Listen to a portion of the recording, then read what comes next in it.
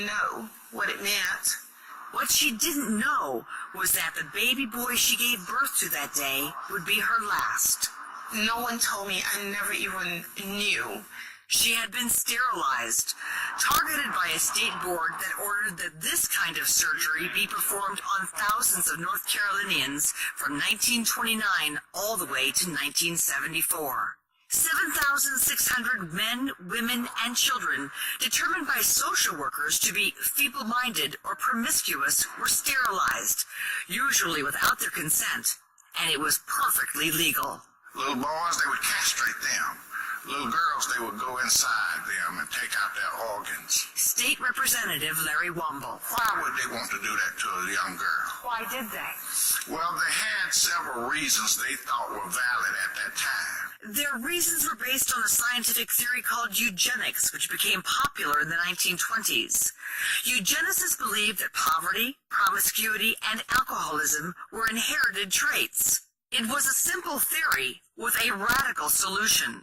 Sterilize those the state would have to take care of and improve society's gene pool. Some of America's wealthiest citizens of the time were eugenicists.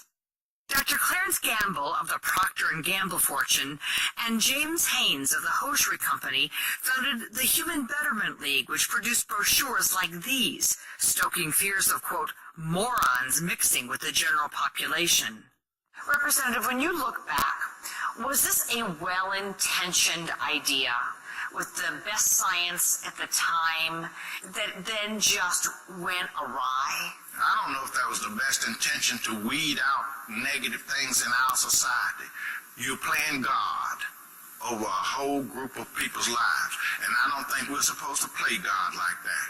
31 states had legal eugenics programs, and by the late 1960s, tens of thousands of Americans had been sterilized. It began as a way to control welfare spending on poor white women and men. But over time, North Carolina shifted focus, targeting more women and more blacks than whites. It was a monetary, economic thing. Get them off of welfare so the state would not have to pay for their children. That's fine, but you don't do that by doing this kind of thing. Some people have even expressed to me that it borders on genocide. A third of sterilizations were ordered on girls under the age of 18, some as young as 9 years old.